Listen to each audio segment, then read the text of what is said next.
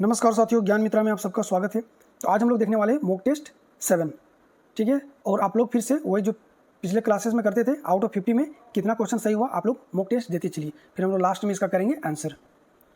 चलिए, पहला क्वेश्चन है, ए रेगुलेटिंग एक्ट 1773 के अनुसार गवर्नर जनरल की शक्तियों और उत्तरदायित्व के बारे में निम्नलिखित में से कौन सा विकल्प गलत है। आपको गलत विकल्प को चुनना था, ठीक है।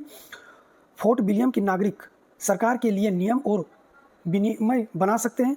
बी में है, अपनी परिषद के निर्णय को रद्द कर सकता है। सी में युद्ध और शांति काल में मद्रास और बॉम्बे प्रेसिडेंसी को नियंत्रित कर सकता है। डी में युद्ध और शांति काल में मद्रास और बॉम्बे प्रेसिडेंसी का अध्यक्ष बनने का अधिकार होता है। तो आपको इनमें से गलत को चुनना था।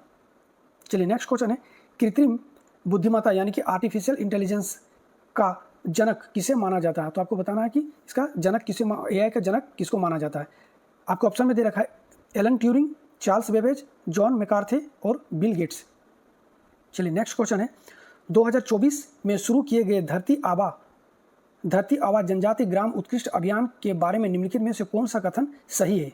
ठीक है, एक में दे रखा है, इस योजना का उद्देश्य स्वास्थ्य, शिक्षा और आजीविका में 25 हस्तक्षेपों के माध्यम से आदिवासी क्षेत्र का समग्र विकास करना है। दूसरा नंबर में दे रखा है, इस योजना का लाभ केवल 10 राज्यों को मिलता है। तीसरे में दे रखा है, इसका शुभारंभ 2 अक्टूबर 2024 को झारखंड के उपराष्ट्रपति जगदीप धनखड़ ने किया था। आपके ऑप्शन में दे रखा है, ए में दे रखा है केवल 2, बी में दे रखा है 1 और 3, सी में दे रखा है केवल 1 और डी में दे रखा है 1, 2 और 3। ठीक है, तो आपको सही उत्तर बनाना है इसमें से। चलिए, नेक्स्ट क्वेश्चन है, भारत में 500 और 1000 के नोटों के मुद्रीकरण की घोषणा किस वर्ष की गई थी। 2024 में, 2014 में, 2018 में, 2020 में या फिर 2016 में। चलिए, नेक्स्ट क्वेश्चन है, MS वर्ड 365 प्रोग्राम इंडेंटेशन हटाने के लिए किस कीबोर्ड शॉर्टकट का यूज़ किया जाता है, ये आपको बताना है। ठीक है, आपके ऑप्शन में दे रखा है Ctrl+Shift+M, फिर दे रखा है Ctrl+Tab, Ctrl+Shift+I या फिर Ctrl+M। नेक्स्ट, टांका और कुंड जैसी अपनी विलक्षण जल संरक्षण विधियों के लिए कौन सा राज्य प्रसिद्ध है। कौन सा राज्य प्रसिद्ध है आपको ये बताना है। ठीक है, टांका और कुंड के लिए राजस्थान, उत्तर प्रदेश, कर्नाटक या फिर मध्य प्रदेश। चलिए, नेक्स्ट क्वेश्चन है, प्रत्यक्ष विदेशी निवेश FDI वैश्वीकरण का एक प्रमुख पहलू है। भारत जैसे विकासशील देशों के लिए FDI का प्रमुख लाभ क्या है। ए में दे रखा है कर में वृद्धि, बी में दे रखा है औद्योगिकरण और रोजगार, सी में दे रखा है मुद्रा मूल्यह्रास और डी में दे रखा है व्यापार घाटा। आपको सही उत्तर बताना है। नेक्स्ट क्वेश्चन है, इंटरनेट साइटों को चलाने के लिए उपयोग किए जाने वाले सॉफ्टवेयर को क्या कहा जाता है। वायरस, ब्राउजर, सर्वर या फिर कंपाइलर। नेक्स्ट क्वेश्चन है, निम्नलिखित में से कौन सा नागाओं का नृत्य है। थांगटा, अलकप, दंड यात्रा या फिर रंगमा। नेक्स्ट क्वेश्चन है, पूर्ण स्वराज का प्रस्ताव भारतीय राष्ट्रीय कांग्रेस के किस अधिवेशन में पारित हुआ था। ऑप्शन में दे रखा कराची 1931, लाहौर अधिवेशन 1929, कलकत्ता अधिवेशन 1920 या फिर लखनऊ अधिवेशन 1916। नेक्स्ट क्वेश्चन है, निम्नलिखित में से कौन सी बैंकिंग सुविधा भारतीय राष्ट्रीय भुगतान निगम NPCI द्वारा संचालित है।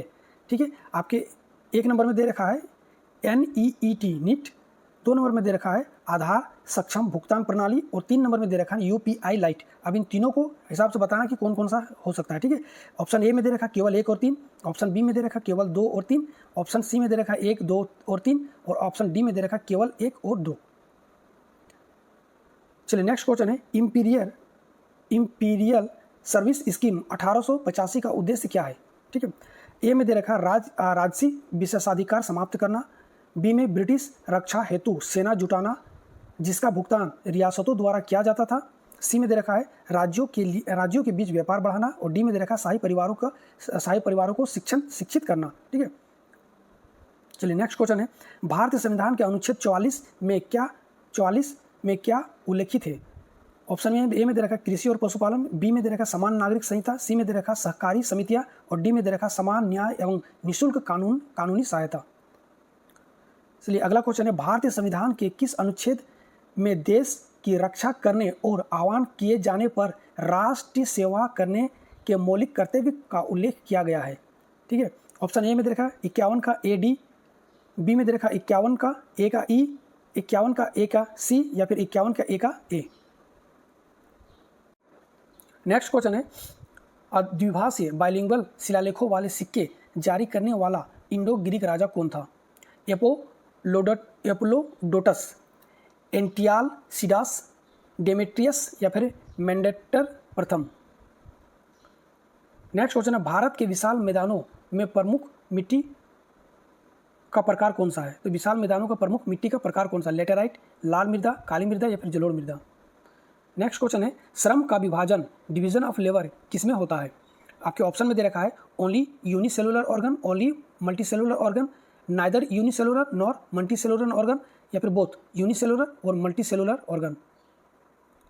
नेक्स्ट क्वेश्चन है राष्ट्रगान का अंग्रेजी अनुवाद the morning song of India कब और किसने किया था? यानी कि राष्ट्रगान का अंग्रेजी में अनुवाद the morning song of India के नाम से किसने किया था?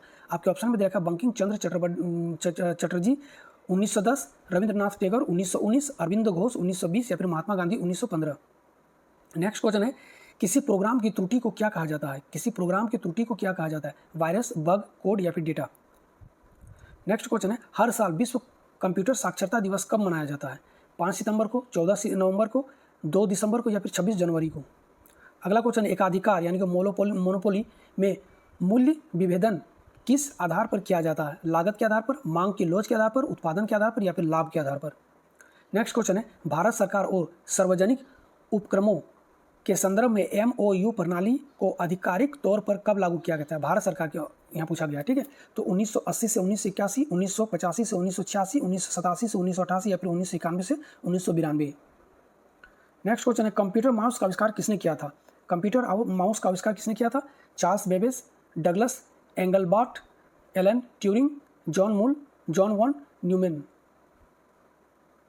नेक्स्ट क्वेश्चन है अंतरण भुगतान यानी कि ट्रांसफर पेमेंट में निम्नलिखित में से किसे शामिल किया जाता है? किसे शामिल किया जाता है?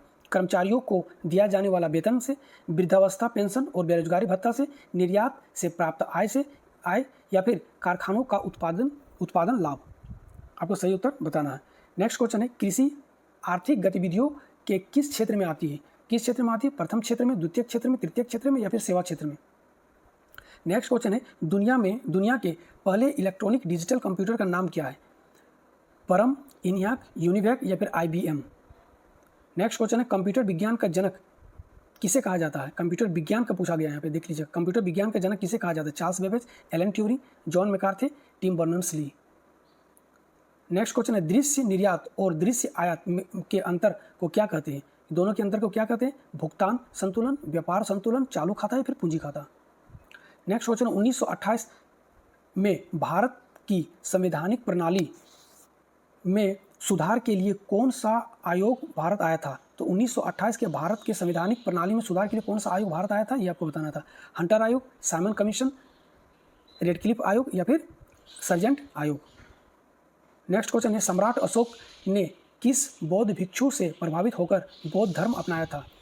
आनंद से, उपगुप्त से, मोगलिपुत्र तिस से, या फिर नागसेन से। नेक्स्ट क्वेश्चन है कंट्रोल शिफ्ट और अल्ट कुंजियों को क्या कहा जाता है? फंक्शन की, न्यूमेरिक की, मॉडिफायर की, या फिर एरो की।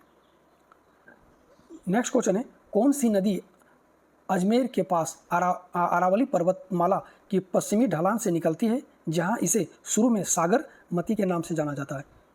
बनास नदी, लूनी नदी, माही नदी, या फिर साबरमती नदी। कौन सा पारंपरिक लोक नृत्य देवी दुर्गा और राक्षस महिषासुर के बीच प्रतीकात्मक यानी कि नकली लड़ाई को दर्शाता है?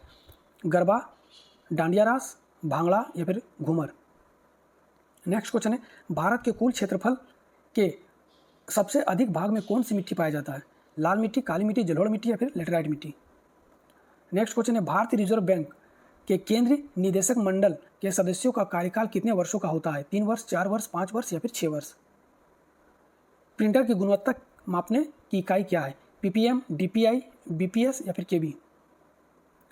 भारत में किस चरण यानी कि दशक के दौरान स्थिर जनसंख्या वृद्धि दर का अवलोकन किया गया था? 1901 से 1921 के बीच में, 1921 से 1951 के बीच में, 1951 से 1981 के बीच में, या फिर 1981 से 2001 के बीच में।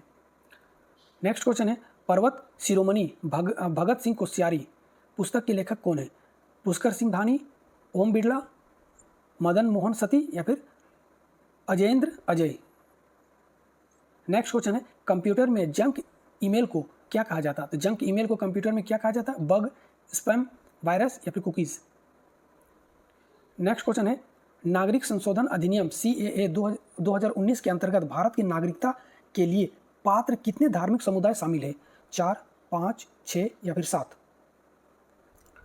स्वामित्व योजना के अंतर्गत ग्रामीण भारत में भूमि का सटीक मानचित्रण करने के लिए किस आधुनिक तकनीक का उपयोग किया जाता है? सोनार तकनीक का, ड्रोन तकनीक का, रडार प्रणाली का या फिर केवल सैटेलाइट इमेजिंग का। नेक्स्ट क्वेश्चन है 73वें संविधान संशोधन अधिनियम 1992 के अनुसार पंचायती राज व्यवस्था का आधार किसे माना गया है जो ग्रामीण स्तर पर प्रत्यक्ष सामुदायिक भागीदारी सुनिश्चित करता है? ग्राम पंचायत, पंचायत समिति, ग्राम सभा या फिर जिला परिषद। नेक्स्ट क्वेश्चन है कंप्यूटर में वैज्ञानिक कार्यों के लिए किस भाषा का उपयोग किया जाता है? कोबाल, फोटोन, बेसिक या C++।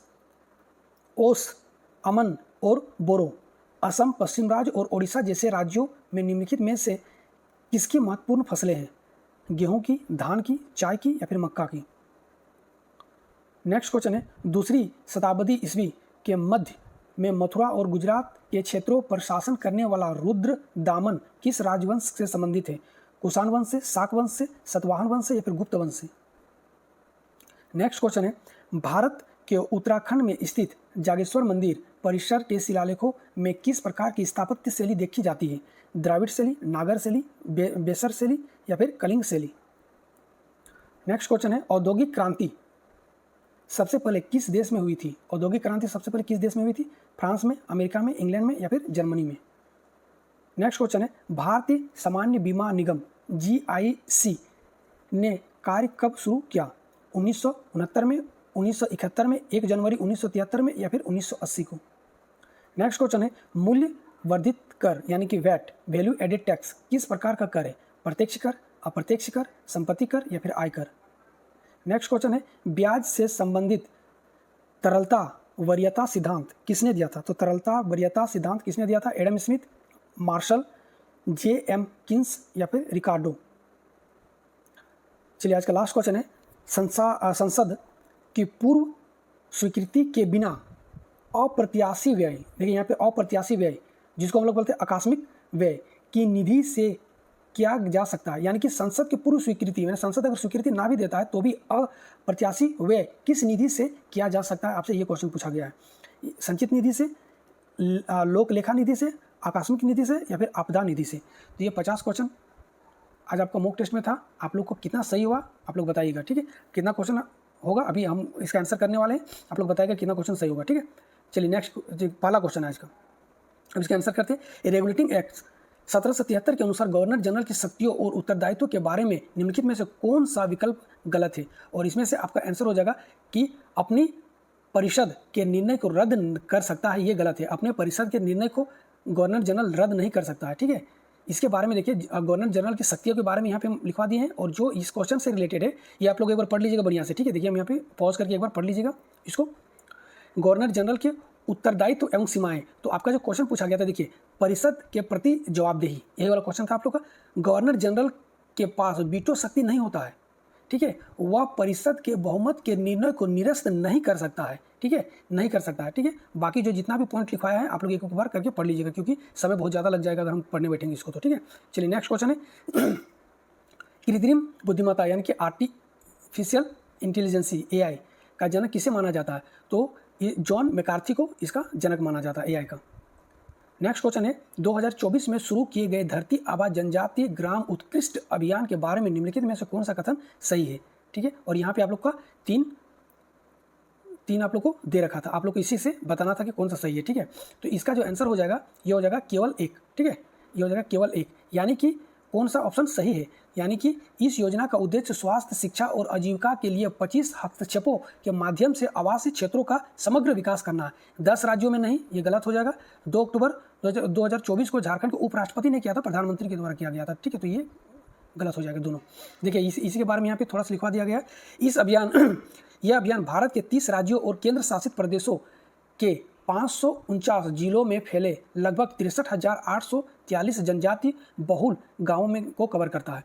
इस योजना का शुभारंभ 2 अक्टूबर 2024 को ही हुआ था, लेकिन झारखंड के हजारीबाग में हुआ था, लेकिन इसका उद्घाटन प्रधानमंत्री नरेंद्र मोदी के द्वारा किया गया था। ठीक है, भारत में 500 और 1000 रुपयों का नोटों का विमुद्रीकरण की घोषणा किस वर्ष की गई थी? तो ये किया गया था 2016 में। आप लोग को पता होगा 2016 में किया गया था। ठीक है, नेक्स्ट क्वेश्चन है MS वर्ड 365 के पैराग्राफ इंडेंटेशन हटाने के लिए कीबोर्ड शॉर्टकट क्या होता है? तो कीबोर्ड का इंडेंटेशन जो होता है उसको हटाने के लिए होता क्या है, जैसे कि इसको हटाने के लिए बोला गया ना, MS वर्ड में 365 पैराग्राफ इंडेंटेशन हटाने के लिए। ठीक है, तो देखिए हटाने के लिए हम लोग यूज़ करते हैं Ctrl+Shift+M का। इंडेंटेशन क्या होता है कि जैसे कि ये एक पेज है, पेज में दोनों तरफ यहाँ से हम लोग कुछ मार्जिन छोड़ते हैं।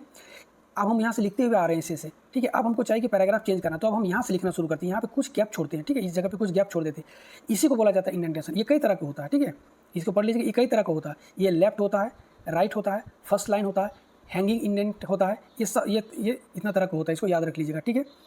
अच्छा, यहाँ पे देखिए MS वर्ड में इंडेंटेशन से महत्वपूर्ण इसका शॉर्टकट की देख लीजिए। इंडेंट बढ़ाने के लिए, अगर इंडेंट को हमको बढ़ाना है, अगर पेज के मार्जिन के बाद ये पेज है, ये पेज के मार्जिन के बाद अगर यहाँ से छोड़ रहा है, हमको यहाँ से छोड़ना है, तो क्या करेंगे, Ctrl+M करते हैं, ठीक है, गैप देते हैं, Ctrl+F। ये दोनों सब तरह का होता है। ये जैसे हम लिखते हुए आ रहे हैं पेज में, अब यहाँ पे हमको गैप देना है, इसके बीच में, इसमें भी होता है। अगर हमको ऐसे लिखते हुए आ रहे हैं, यहाँ पे गैप देना है, तो यहाँ इधर भी गैप हो सकता है, ठीक है। तो इंडेंट बढ़ाने के लिए Ctrl+M, हैंगिंग इंडेंट हटाने के लिए Ctrl+Shift+T, पैराग्राफ फॉर्मेटिंग को रीसेट करने के लिए Ctrl+Q का यूज़ करते हैं, ठीक है। तो ये सब आप लोग याद रख लीजिएगा। टांका और कुंड जैसे अपनी विलक्षण जल संरक्षण विधियों के लिए कौन सा राज्य प्रसिद्ध है? तो इसका आंसर हो जाएगा राजस्थान। नेक्स्ट क्वेश्चन है, प्रत्यक्ष विदेशी निवेश FDI वैश्वीकरण का एक प्रमुख पहलू है। भारत जैसे विकासशील देश के लिए FDI का प्रमुख लाभ क्या है? तो प्रमुख लाभ होता है इसका औद्योगिकरण और रोजगार। नेक्स्ट क्वेश्चन है, इंटरनेट साइटों को चलाने के लिए उपयोग किए जाने वाले सॉफ्टवेयर को क्या कहते हैं? तो इंटरनेट साइट को जो चलाते हैं उसको वेब ब्राउज़र कहा जाता है, ठीक है। कुछ वेब ब्राउज़र का नाम यहाँ पे लिखवा दिए, इसको याद कर लीजिएगा। जैसे कि गूगल क्रोम हो गया, मोजिला फायरफॉक्स हो गया, माइक्रोसॉफ्ट एज हो गया, एप्पल सफारी हो गया, ठीक है, और भी कई तरह का होता है, इसको आप लोग याद रख लीजिएगा। नेक्स्ट क्वेश्चन है, निम्नलिखित में से कौन सा नगाओं का युद्ध नृत्य है? इसका आंसर हो जाएगा रंगमा। रंगमा नगाओं का युद्ध नृत्य है। नेक्स्ट क्वेश्चन है, पूर्ण स्वराज का प्रस्ताव भारतीय कांग्रेस राष्ट्रीय कांग्रेस के द्वारा किस अधिवेशन में किया गया था? तो ये किया गया था लाहौर के अधिवेशन में। लाहौर अधिवेशन 1929 को किया गया था, पूर्ण स्वराज का मांग किया गया था। आप लोग बताइए, लाहौर अधिवेशन का जब पूर्ण स्वराज का मांग किया गया था तो इसकी अध्यक्षता किसने किया था, ठीक है। नेक्स्ट क्वेश्चन है, निम्नलिखित में से कौन सी बैंकिंग सुविधा भारतीय राष्ट्रीय भुगतान निगम NPCI द्वारा संचालित किया जाता है? आपका यहाँ पे 3 कथन दे रखा था, इसी में से आपको चुनना था, ठीक है। तो इसका आंसर हो जाएगा केवल 2 और 3, केवल 2 और 3, ठीक है, यानी कि नीट और केवल 2 और 3 माफ कीजिएगा, यानी कि आधार सक्षम भुगतान प्रणाली और UPI लाइट के द्वारा किया जाता है, ठीक है। चलिए नेक्स्ट क्वेश्चन है, इंपीरियल सर्विस स्कीम 1885 का उद्देश्य क्या था? तो इसका उद्देश्य था कि ब्रिटिश रक्षा हेतु सेना जुटाना, जिसका भुगतान रियासतों द्वारा किया जाना था। नेक्स्ट क्वेश्चन है, भारतीय संविधान के अनुच्छेद 44 में क्या उल्लेखित है? तो भारतीय 44 में क्या उल्लेखित? समान नागरिक संहिता को उल्लेखित किया गया है, ठीक है। नेक्स्ट क्वेश्चन है, भारतीय संविधान के किस अनुच्छेद में देश की रक्षा करने और आहन करने पर किए जाने पर राष्ट्रीय सेवा करने के मौलिक कर्तव्य का उल्लेख किया गया है? किसमें किया गया है? तो 51A का D में किया गया, 51A का D में किया गया है, ठीक है। द्विभाषी यानी कि बाइलिंगुअल शिलालेखों वाले सिक्के जारी करने वाला इंडो ग्रीक राजा कौन था? तो डेमेट्रियस इसका करेक्ट आंसर हो जाएगा। नेक्स्ट, भारत के विशाल मैदानों में प्रमुख मिट्टी का प्रकार कौन सा? तो भारत के विशाल मैदानों में जलोढ़ मिट्टी पाया जाता है। कौन सा मिट्टी पाया जाता है? जलोढ़ मृदा पाया जाता है। श्रम का विभाजन, ठीक है, श्रम का विभाजन यानी कि डिवीजन ऑफ लेबर किसमें होता है? तो ये दोनों में होता है, यूनिसेलुलर में भी होता है और मल्टी सेलुलर में भी होता है, यानी कि इसका आंसर हो जाएगा D, यूनि और मल्टी दोनों में होता है। राष्ट्रगान का अंग्रेजी अनुवाद the morning song of India कब और किसने किया था? The morning song of India ये किया था, जिसने राष्ट्रगान लिखा था उन्होंने किया था, यानी कि रविंद्रनाथ टैगोर ने किया था। कब? 1919 को, ठीक है। राष्ट्रगान को लिखा गया था बंगला में, जनगण मन, और फिर लिखा गया था रविंद्रनाथ टैगोर के द्वारा, और फिर इन्होंने ही the morning song of India को ही अंग्रेजी में अनुवाद किया था। ठीक है, चलिए देख लीजिए इसके बारे में थोड़ा सा। उन्होंने यानी कि रविन्द्रनाथ टैगोर ने 28 फरवरी 1919 को आंध्र प्रदेश के मदनपल्ले स्थित बेसांत थियोसॉफिकल कॉलेज में इस गीत को बंगाली से अंग्रेजी में अनुवाद किया था। यह मूल रूप से बांग्ला भाषा में लिखा गया था। ठीक है, भारत का राष्ट्रगान जन गण मन पहली बार 1912 में तत्वबोधिनी पत्रिका में प्रकाशित किया गया था। तो जन गण मन पहली बार कहाँ प्रकाशित किया गया? तो 1912 में तत्वबोधिनी पत्रिका में। संविधान सभा ने राष्ट्रगान को 24 जनवरी 1950 को अपनाया था। ये सारा क्वेश्चन इंपॉर्टेंट है। इसको गाने के लिए 45 सेकंड का समय लगता है। ठीक है, इसे सबसे पहले 27 दिसंबर 1911 को भारतीय राष्ट्रीय कांग्रेस के कलकत्ता अधिवेशन में गाया गया था। ये सारा पॉइंट आप लोग याद कर लीजिएगा। किसी प्रोग्राम की त्रुटि को क्या कहा जाता है? तो किसी प्रोग्राम की त्रुटि को बग कहा जाता है। क्या कहा जाता है? बग। नेक्स्ट क्वेश्चन है, हर साल विश्व कंप्यूटर साक्षरता दिवस कब मनाया जाता है? तो 2 दिसंबर को हर साल विश्व साक्षरता दिवस मनाया जाता है। अगला क्वेश्चन है, एकाधिकार यानी कि मोनोपोली में मूल्य विभेदन किस आधार पर किया जाता है? तो मूल्य विभेदन किस आधार पर किया जाता है? मांग के लोच के आधार पर किया जाता है। चलिए इसके बारे में थोड़ा सा देख लेते हैं। एकाधिकार मोनोपोली में मूल्य विभेदन मुख्य रूप से मांग के लोच यानी कि इलास्टिसिटी ऑफ डिमांड, बाजार की स्थिति, मांग के लोच, बाजार की स्थिति और उपभोक्ताओं की क्रय क्षमता के आधार पर किया जाता है। तो आप लोग तीनों याद रखिएगा, इलास्टिसिटी ऑफ डिमांड, बाजार की स्थिति यानी कि मांग की लोच, बाजार की स्थिति और उपभोक्ताओं की क्रय क्षमता के आधार पर। तीनों में से जो भी देगा ऑप्शन में सही हो जाएगा। यहाँ पे सिर्फ एक ही दे रखा था, मांग का लोच, इसलिए हम लोग मांग का लोच किए हैं इसका। ठीक है, चलिए नेक्स्ट क्वेश्चन है, भारत सरकार और सार्वजनिक उपकरणों PSEs के संदर्भ में MOU प्रणाली की आधिकारिक तौर पर कब लागू किया गया था? तो कब लागू किया गया था? तो 87 से 88 के बीच में लागू किया गया था MOU को। और इसको लागू किसके सिफारिश से किया गया था? तो अर्जुन सेनगुप्त समिति की सिफारिश के आधार पर इसको किया गया था। ठीक है, नेक्स्ट क्वेश्चन है, कंप्यूटर माउस का आविष्कार किसे माना जाता है? तो डगलस एंगलबर्ट को माना जाता है। ठीक है, और कब किया था? तो 1964 में इसका आविष्कार किया था कंप्यूटर माउस का। चलिए नेक्स्ट क्वेश्चन है, अंतरण भुगतान यानी कि ट्रांसफर पेमेंट निम्नलिखित में से किसे शामिल किया जाता है?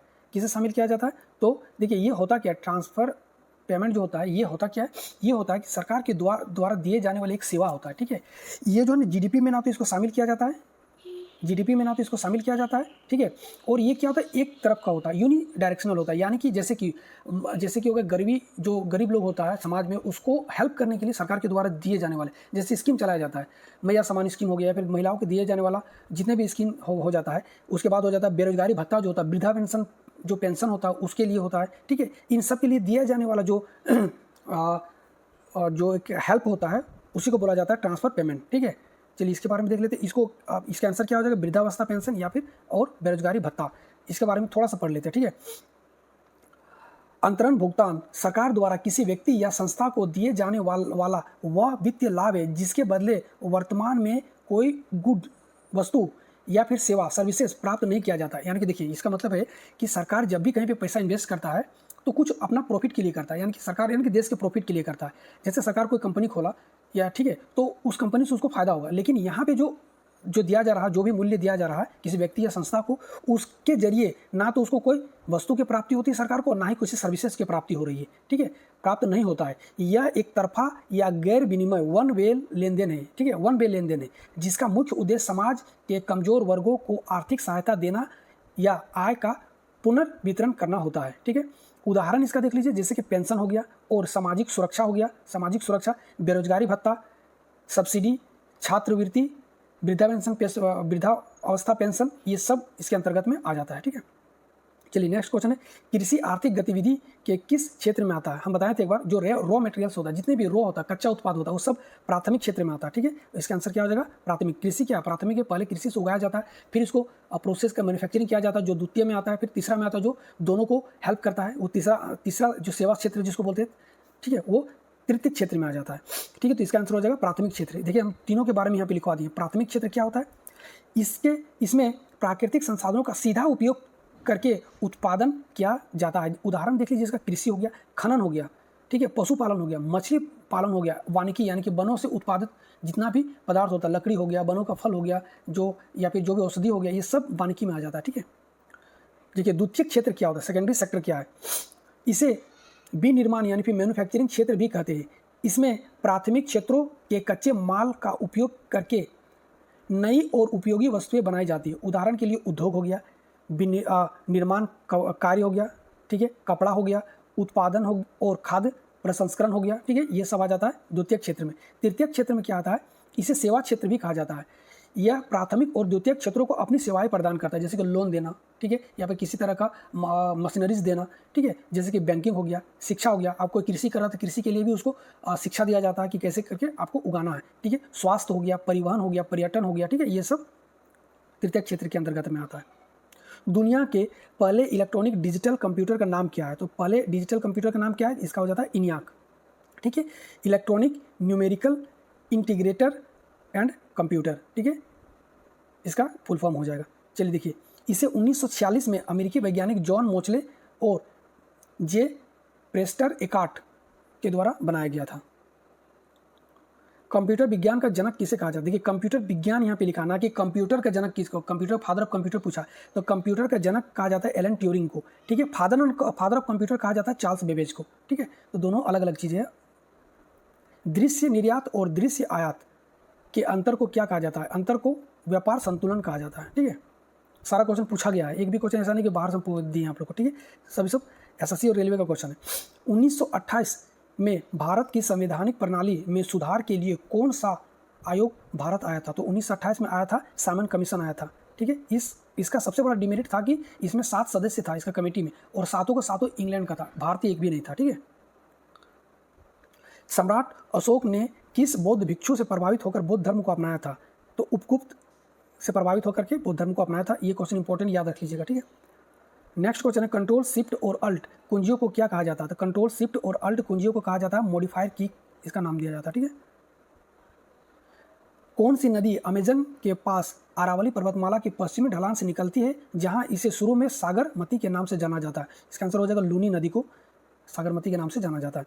कौन सा पारंपरिक लोक नृत्य देवी दुर्गा और राक्षस महिषासुर के बीच प्रतीकात्मक मतलब यानी जो लड़ाई ओरिजिनल हो चुका है उसी का नकली लड़ाई के रूप में दिखाया जाता है, दर्शाया जाता है, ठीक है। इसका हो जाता है डांडिया रास। चलिए नेक्स्ट क्वेश्चन है, भारत के कुल क्षेत्रफल के सबसे अधिक भाग में कौन सी मिट्टी पाया जाता है? इसका हो जाएगा जलोढ़ मिट्टी पाया जाता है, ठीक है। जलोढ़ मिट्टी इसका करेक्ट आंसर हो जाएगा। नेक्स्ट क्वेश्चन है, भारतीय रिजर्व बैंक यानी कि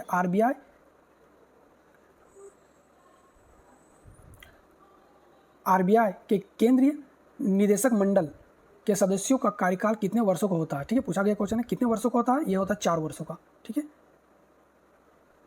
नेक्स्ट है, प्रिंटर की गुणवत्ता मापने की इकाई क्या है? तो प्रिंटर की गुणवत्ता को DPI डॉट पर इंच से नापा जाता है, ठीक है, DPI से नापा जाता है। नेक्स्ट क्वेश्चन है, भारत में किस चरण के दौरान स्थिर जनसंख्या वृद्धि दर का अवलोकन किया गया था? तो स्थिर जनसंख्या वृद्धि दर भारत में 1921 से 1951 के बीच में दर्ज किया गया था। अगला क्वेश्चन है, पर्वत शिरोमणि भगत सिंह कोश्यारी पुस्तक के लेखक कौन है? इसका पुस्तक के लेखक कौन है? मदन मोहन सती पर्वत शिरोमणि भगत सिंह कोश्यारी के पुस्तक के लेखक है, ठीक है। कंप्यूटर में जंक ईमेल को क्या कहा जाता है? तो कंप्यूटर में जंक ईमेल को स्पैम कहा जाता है। नेक्स्ट क्वेश्चन है, नागरिकता संशोधन अधिनियम CAA 2019 के अंतर्गत भारत की नागरिकता के लिए पात्र कितने धार्मिक समुदाय? ये है क्या? ये CA है क्या? जो भी उत्पीड़न के कारण दूसरे देश जैसे कि बांग्लादेश हो गया, पाकिस्तान हो गया, अफगानिस्तान हो गया, इससे आने वाले जितने भी लोग हैं, अब वो हर धर्म का अलग अलग धर्म का होगा, तो भारत में किस धर्म के लोगों को नागरिकता देने की प्रावधान है, इसके बारे में बताया। तो इसमें 6 धर्मों के बारे में बताया गया। 6 धर्मों को ही दिया जा सकता है नागरिकता भारत का। और वो कौन कौन सा धर्म है? वो धर्म है हिंदू, सिख, बौद्ध, पारसी, ईसाई और जैन, ठीक है, ये 6 धर्म है। चलिए नेक्स्ट है, स्वामित्व योजना के अंतर्गत ग्रामीण भारत में भूमि की सटीक मानचित्रण करने के लिए किस आधुनिक तकनीक का उपयोग किया जाता है? तो ये ड्रोन तकनीक के माध्यम से किया जाता है, ठीक है, ड्रोन तकनीक। ये 2025 में ही पूछा गया क्वेश्चन है।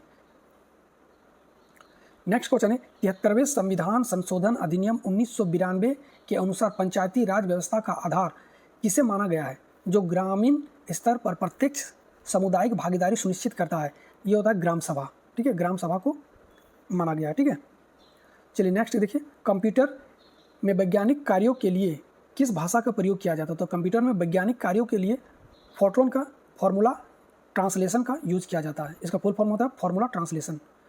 चलिए नेक्स्ट क्वेश्चन है, ओस, अमन और बोरो असम, पश्चिम बंगाल और उड़ीसा जैसे राज्यों में किस फसल के प्रकार है? तो ये होता है धान की, पेडी के। नेक्स्ट क्वेश्चन है, दूसरी शताब्दी ईस्वी के मध्य मथुरा और गुजरात के क्षेत्रों पर शासन करने वाला रुद्रदामन किस वंश राजवंश से संबंधित है? किस वंश? शाक राजवंश से संबंधित है। चलिए नेक्स्ट क्वेश्चन है, भारत के उत्तराखंड में स्थित जागेश्वर मंदिर परिसरों के शिखरों में किस प्रकार की स्थापत्य शैली देखी जाती है? किस प्रकार की स्थापत्य शैली? तो ये नागर शैली देखी जाती है। ठीक है, इसके बारे में थोड़ा सा देख लेते हैं। भारत के उत्तराखंड में अल्मोड़ा के पास स्थित जागेश्वर मंदिर परिसर के शिखर में मुख्य रूप से उत्तर भारतीय नागर शैली की स्थापत्य शैली देखने को मिलती है। इसकी प्रमुख विशेषता वक्र रेखीय शिखर है। ठीक है, ये वाला भी क्वेश्चन पूछा गया, इसीलिए हम इसको लिखवाए हैं कि इसके प्रमुख, अगर ये फिर से पूछा जाएगा और अगर ये नागर शैली में ना देकर के इस तरह से कुछ दिया जाएगा कि वक्र रेखीय शिखर है, तो वक्र रेखीय शिखर इसी में पाया जाता है। ठीक है, जिसके शीर्ष पर अमलक और कलश होता है। ठीक है, तो ये दोनों ही आप लोग याद रख लेना। चलिए नेक्स्ट, औद्योगिक क्रांति सबसे पहले इंग्लैंड में आया था। ठीक है, नेक्स्ट क्वेश्चन है, भारतीय सामान्य बीमा निगम GIC ने कार्य कब शुरू किया था? तो कब शुरू किया था? तो 1973 को किया था। ठीक है, 1 जनवरी 1973 को। देखिए इसका स्थापना कब हुआ था? तो 22 नवंबर 1972 को। इसका हेडक्वार्टर है मुंबई। वर्तमान में यह कंपनी मुख्य रूप से GIC री के नाम से देश की एकमात्र राष्ट्रीयकृत पुनर्बीमा कंपनी के रूप में कार्य करती है। मूल्यवर्धित कर यानी कि वैट किस प्रकार का कर है? यानी कि वैट जो होता है, वैल्यू एडेड टैक्स जो होता है, किस प्रकार का कर है? अप्रत्यक्ष कर होता है, वैल्यू एडेड टैक्स। ब्याज से संबंधित तरलता वरीयता सिद्धांत किसने दिया था? ये दिया था JM किन्स ने, यानी कि जॉन मेनार्ड किन्स के द्वारा दिया गया था। नेक्स्ट क्वेश्चन है और आज का लास्ट क्वेश्चन है, संसद की पूर्व स्वीकृति के बिना अप्रत्याशी व्यय किस निधि से किया जा सकता है? तो संसद के पूर्ण स्वीकृति के बिना अप्रत्याशी व्यय आकस्मिक निधि के द्वारा किया जा सकता है। ठीक है, तो ये आज का लास्ट क्वेश्चन था। आप लोगों को वीडियो कैसा लगा आप लोग जरूर बताइएगा। अच्छा, आप लोग एक चीज़ बताइएगा, क्या पहले जो मॉक टेस्ट के लिए पहले जो सिर्फ क्वेश्चन करवाते हैं 50 क्वेश्चन, उसके बाद फिर उसका आंसर करवाते हैं, तो ये जो 50 क्वेश्चन पहले करवाते हैं इसको करवाएं या फिर डायरेक्ट आंसर के साथ करवाएं?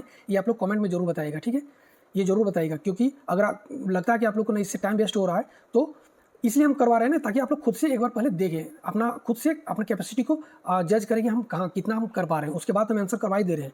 तो आप लोग जरूर बताइएगा। ठीक है, वीडियो देखने के लिए थैंक यू। तब तक के लिए जय हिंद, जय भारत।